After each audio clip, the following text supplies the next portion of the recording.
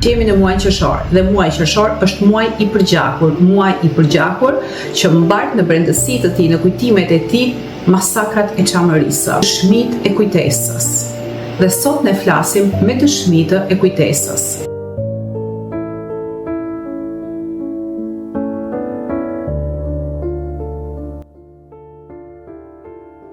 Në kujtesën e të mbjetuarve, koha nuk ecën drejt ardhmes, ajo kthehet vazhdimisht pas.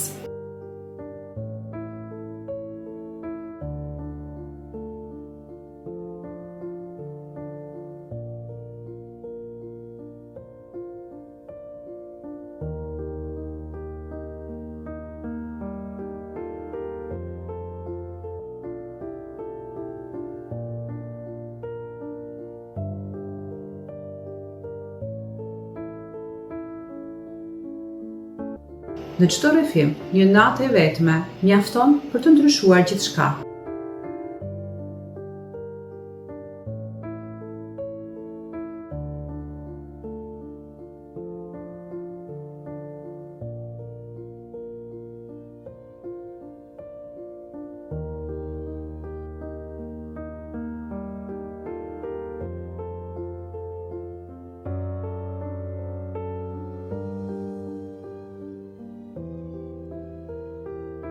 Nënat Çame, ato të cilët përjetuan masakrën kur ishin në moshë të vogël, ose fëmijët e tyre të cilët në moshë të vogël u bënë dëshmitar të këtyre masakrave antinjerëzore që pa në familjet e tyre, teksa rrëfejnë, ato çka i pa në sytë e tyre, durët i dridhen dhe sytë i mbushen me latë. Atje i serën prëndë, u i serën të gjitha gratë, ka në majtë i serën të gjitha.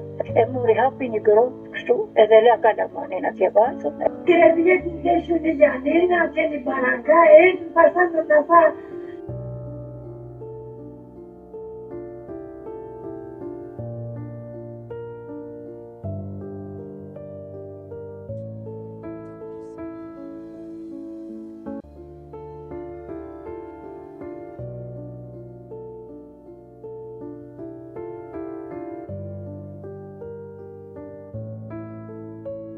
Dëshmitarët u shkojnë në kujtesë të Çamërisë e kësojnë. Na zgjuan natën, nuk kishte më kohë për asgjë. Nëna mori vetëm fëmijët në krah. Babai nuk arriti të marrë asgjë, as kujtimet.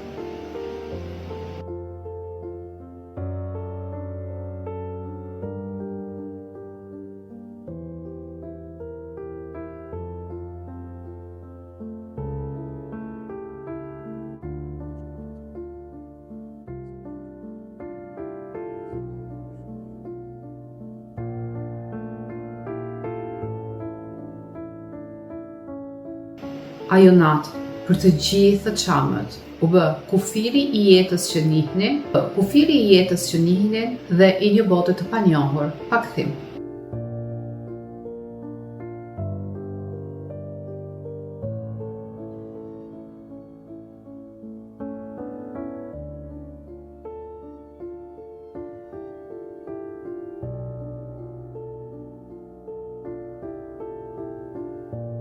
Një tjetër dëshmitar kujton, rrugët ishin të mbushur me njerëz, me gra, me fëmijë dhe me pleq, që nuk dinin ku shkonin.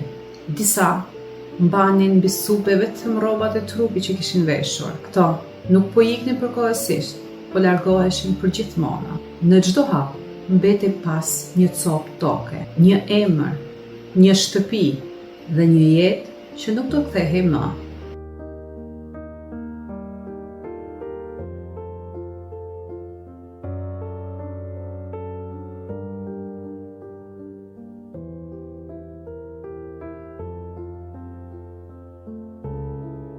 Dhe pas udhëtimeve të gjata, që zgjaten me javë dhe me muaj, ku gjatë këtyre udhëtimeve, kush i pa ngrënë, kush i zhveshur, kush i urritur, dhe kush i pllakosur nga sëmundja, ose kush nga dhimbja e atyre që panë me sytë e tyre, shumë nga këto ngelën rrugëve dhe varrezat u shuan.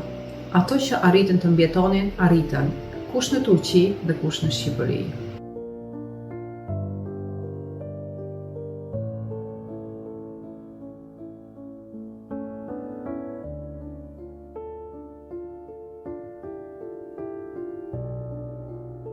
Ato theksojnë, Kur arritëm, nuk kishim asgjë, as tokë, as dokumente, as emra të sigurt.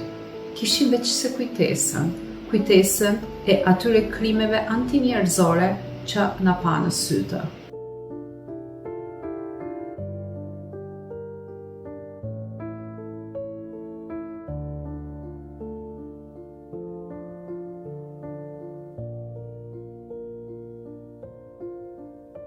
Mërgimi nuk ishte fundi i historisë së tyre, por ishte fillimi i një jete që do të vazhdonte plot dhimbje dhe plot vuajtje në kujtimet e tyre.